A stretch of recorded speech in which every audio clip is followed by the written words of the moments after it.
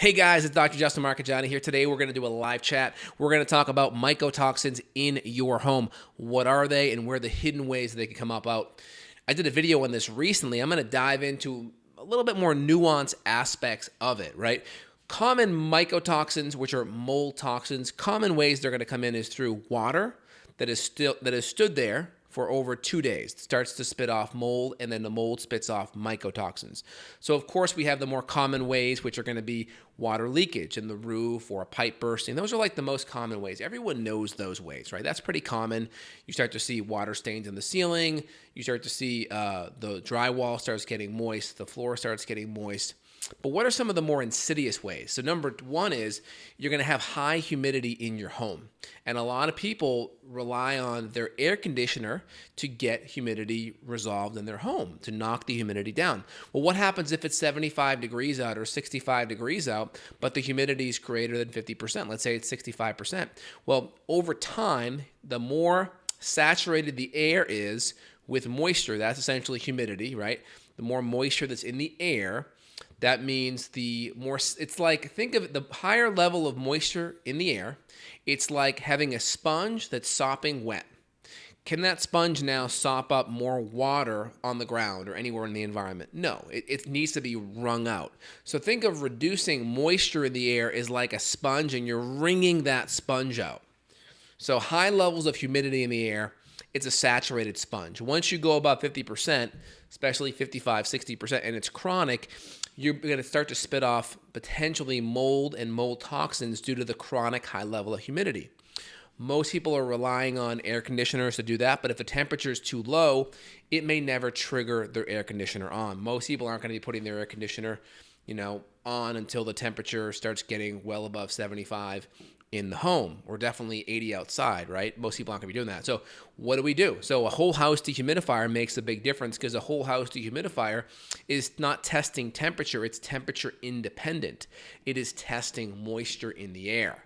And so that will be super helpful at turning on, and then it pulls the humidity out and sends it down a drain. Now you can spot treat it with portable dehumidifiers. That can be helpful.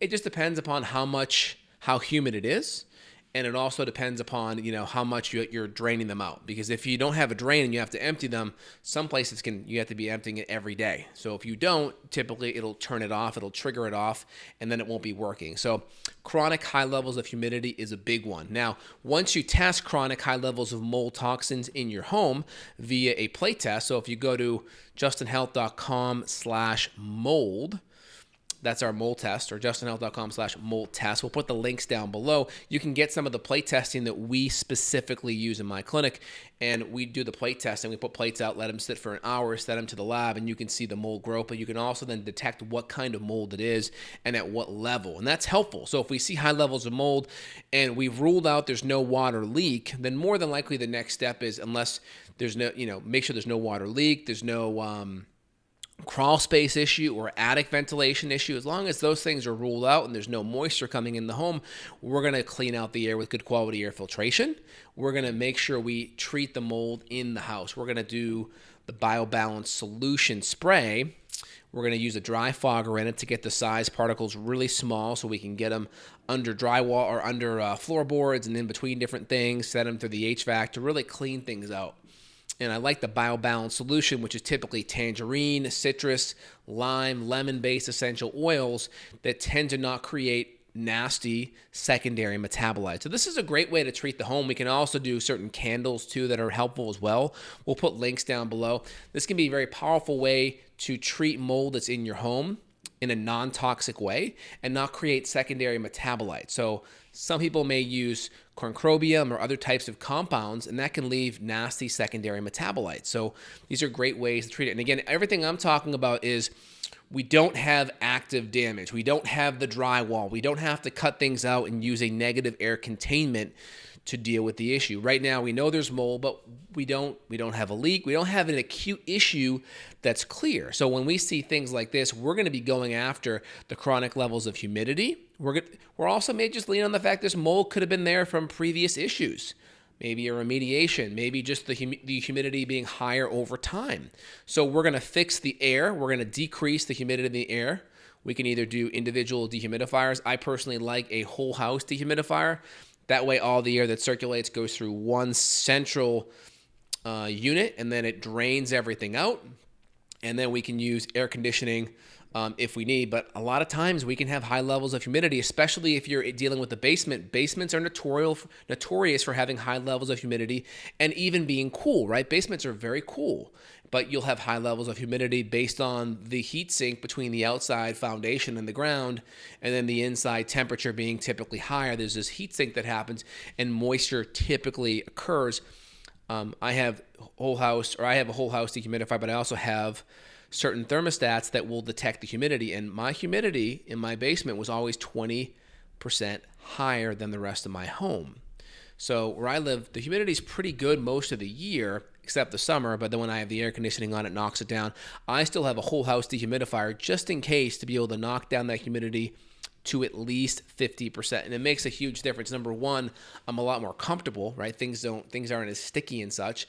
But number two, that it makes it very difficult for mold to grow. And then I have different air filters throughout my house. I have a molecule air filter in my first floor. I have Austin air filters in my basement, home office, and my bedroom. I have a Austin Air smaller units for some of the other rooms in my home, and I have a Air Doctor for one of my son's rooms. And those work great. They work phenomenal. I like the Austin Air the most for specific mold issues due to the fact that it has a high-quality HEPA, which is what all good filters have. But it also has the 15 pounds of zeolite and activated charcoal each, so 30 pounds total, 15 for the junior in the HealthMate Plus, and those will help filter out mold toxins and specific volatile organic compounds. So I like that. So first step is get the humidity down. Number two, treat the air. Now, in this video, we're not talking about acute water leaks. We're not talking about acute damage. We're talking about very subtle things where we know mold's present, but we don't have a water leak issue that's active. So we're going to get a really good air scrubber, a really good air filter. I mentioned the ones that I like. We'll put links down below so you guys have access to what I specifically use for my family and my patients. And then we're going to treat the air. And then we can treat it acutely with the BioBalance solution. And we can also use specific candles. And we can even get on a maintenance regimen if, things in your home can't be dialed in all the time in regards to humidity. We may just treat it quarterly and come up with a pretty good protocol to address that. And again, I like the BioBalance solution. We'll put links down below. I got a promo code, I think, to save 15%. So if you want to save some money on some of the testing and on some of the solutions to treat the mold, those are going to be your best bets to look down below. And then the citrus candle can be a nice acute or a nice chronic way of treating it. It may not be enough to hit it in full force, but it can be a great way to light that when you're in the bathroom or you're creating more humidity in your home from running water. You can use that to kind of create a nice antimicrobial environment without having to go full force with that. And again, everything I'm recommending are things that I do personally myself and with hundreds of patients. And we'll put down below some podcasts and some deeper interviews I've done on this topic so you guys can, if you really want to roll up your sleeves and dive in, that'll give you some more intel. All right, excellent. Hope you guys enjoyed this podcast, YouTube video here so far. Any questions, feel free and chime in and let me know what you think. All right, is it possible to ask one question about corona? Sorry about this off topic, but could catch it earlier. Sure. What's the balance way of using natural antimicrobials so the bacteria does not become resistant to the natural antimicrobials? Well, it depends. So when we're dealing with gut issues, we'll use specific herbs at a therapeutic level long enough to be able to knock it down. And then a lot of times if we do a round 2 or round 3, we will switch things up. So there's a way that I've been able to switch that up over time that works well. So if you want to go to my site, justinl.com/shop, you can see some of the clearing herbs that I use specifically.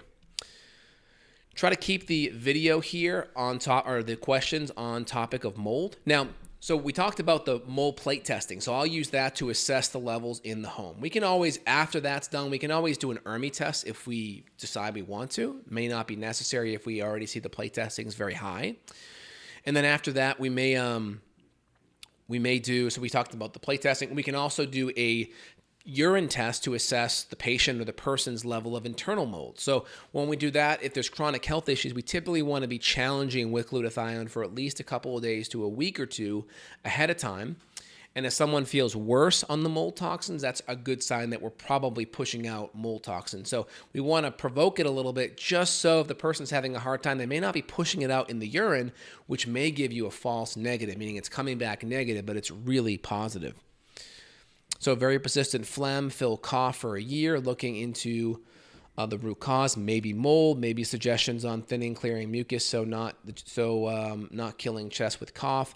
Elderberry syrup, helpful. Well, first thing is, if you're having a chronic cough, look at addressing a post-nasal drip. Use the nasaline or a sinus irrigation bottle, not a neti pot, not enough pressure there. Use the neti Xlear xylitol powder with the minerals on the xylitol. You could always add a little bit of iodine drops or silver and irrigate each nose for 2 to 3 seconds. I did a full video on that. That at least helps address any biofilms or bacteria or fungus in the nasal cavity. And then, of course, you can always do ginger tea as well to help with that. With a healthy immune system, taking all the supplements you recommend, can you still be a carrier of a coronavirus? Yeah, you can. I mean, I think 80%, from what I've seen, is 80% of people will carry coronavirus and not even show symptoms of it. Or some people, their mucous membrane and their immune system is so strong, the coronavirus will literally just bounce off of their cells. It won't even gain a foothold into the cell. So how a virus works is, the coronavirus is an RNA-based virus, and that means it is actually going to, has these glycoprotein spikes. It'll hit the cells, and then it'll drip its RNA material into the cell, and it uses the various ACE inhibitor or ACE pathways, which is angiotensin converting enzyme pathway, and it drips the RNA into the cell, and then the immune system has a reaction to the RNA as it starts to replicate. It produces cytokines and interleukins to knock it down. So essentially what happens with the body, it can prevent that virus from even being able to drip the RNA in. It just kind of knocks it off to begin with. How to treat recurring infection of the skin. Why using natural antimicrobial skin infections come back? Well, you got to treat the gut, number one. So it just depends upon how and why the skin issue is there. So if we have a chronic toenail fungus and someone's walking around bare feet or in a locker room environment, it's very possible that could be it, and there may not be a gut issue. So we just have to make sure we're doing things that are strong enough to treat it. And again, I've having a couple of experiences treating fungal toes with some newer formulas, and I'm having some amazing success with some of the newer formulas, and I will bring that video to you about that here in a bit. I had some chronic toenail issues because I walk around in the summer and spring a lot with sandals, and I was getting some toenail fungus during that time, and I was using some natural compounds I've used with patients over the years, and I was having a hard time, and I found a couple of new ones that work phenomenal. I was able to knock it out in a month, which is pretty amazing. So I'll bring a video to you on that very soon. Okay, excellent. Heavy metal clear is the best for detoxifying mold from the body. Highly recommend everyone get it. Yeah, heavy metal clear is good. It's going to help more with heavy metals though, but there is modified citrus pectin and chlorella in there, and the citrus pectin is helpful to binding up mold. So yes, thanks for that feedback, Riley. Okay. Let me keep on rolling, guys. How do I confirm my only problem is the gut infection and not something very serious like antimicrobial and probiotics can't solve? You need to see a good functional medicine doctor. So Akbar, I've seen you already. So I know we had previous infections come back on your gut test. So we should follow up and retest and make sure you're on the right track. I know I haven't seen you in a bit, so we should check in. Yeah, the house is on a hill, seeps through sealed cinder blocks, can't be remediated. 5 mycotoxins in the home, now being sold, had liver, kidney disease, killed your mom and first cancer. Any suggestions? Well, so number one, the easiest and first thing is get a sump pump installed. Get a sump pump installed in your home. If you're selling the home, then do what you got to do to remediate it to be up to code and disclose it on your seller's disclosure. But number two is get a good sump pump installed. Sump pump's going to be piping right along the foundation with backup batteries that takes that water and keeps it away from the foundation. If you're going to be going deep into the foundation to begin with, you might as well put the waterproof sealant along the foundation as well if you're already going to be going in there. But those would be the big two things I would do. And then outside of that, put really good irrigation in around the home. So as water flows down, it's going to be shunted down and around the house versus stay at the foundation. But if you have a good irrigation, good French drain or artesian, good French drainage put in, and you have a good sump pump put in, you should be pretty good. What's the cause and the solution to pancreatitis? It depends. A lot of pancreatitis is from alcoholism. It can also be from gallstones that are down the bile duct, because what happens is the liver, the gallbladder, they go down to this bile duct, and then the pancreatic duct comes in as well. And so what happens is if you have a stone here and the pancreas joins up here, more superior up the chain, then that stone can clog the enzymes coming up, and then the enzymes backfill into the pancreas and can create inflammation of the pancreas. So it's like the gallstones, the traffic jam down the highway, where a little bit north is the enzymes coming down the highway, and then it gets backed up. How does mold reduce blood flow to the brain? Well, mold is going to decrease nitric oxide, and it's going to also create a sympathetic nervous system response, which will create vasoconstriction, right? Because the blood flow has to go to the arms and feet to create that sympathetic nervous system response. So it's going to go away from the head. That's why when you're in a stressed out state, you're not using that frontal cortex, and people make stupid decisions. That's why taking a deep breath and trying to get into parasympathetics when you're making decisions is better, because you have better blood flow. Number two, it's going to decrease nitric oxide. And part of the reason why when we have mold toxin issues, we may even utilize beetroot powder. Number one, it's going to increase nitric oxide, but two, it's also going to have some binding capacity to the mold toxins, which is really great. Can photosensitivity be solved by functional medicine? Yes. I mean, photosensitivity a lot of times has an adrenal fatigue or an adrenal dysfunction link. So if we have weaker adrenals, imbalance in cortisol and cortisol rhythm, and HPA axis issues, photosensitivity could be a side effect. Absolutely. You're from lockdown Italy. Sorry to hear that. Hope things get better over there.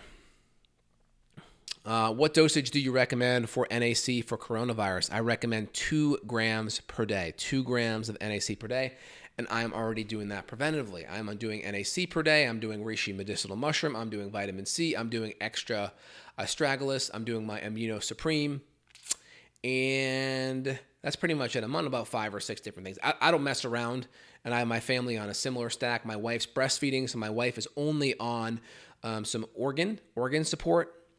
Organ glandular support. She's on extra zinc. I have her on vitamin C and vitamin D. Can't do too much because of, and maybe a little bit of medicinal mushroom. She's breastfeeding, so we can't do too much. And then my younger son, Aiden, who's 2.5, he's on elderberry, he's on astragalus, he's on liposomal vitamin C. We give him a little bit of colloidal silver. He gets a little bit of biocidin drops too this time, because they have some noni and some garlic in there and some really good antimicrobials. So that's what he's on. He's on that good stack. And then, of course, extra cod liver oil for vitamin A. I hope that helps, guys. Hope you guys are enjoying the live videos and you're enjoying the podcast. If you do it, please give me a share. Put your comments down below. Really appreciate the engagement.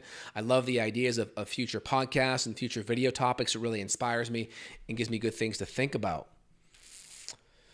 What is NAC? NAC is N-acetylcysteine. It's one of the big amino acid precursors to glutathione. And as a side benefit, NAC, it really helps with mucus and phlegm production, and it also decreases viral replication, and it has some really major benefits modulating the immune system. So really good things there. All right, guys, awesome. Any other questions, feel free and let me know. Really appreciate the engagement. You guys have a phenomenal day, and I'll be back. All right, y'all, take care. Bye.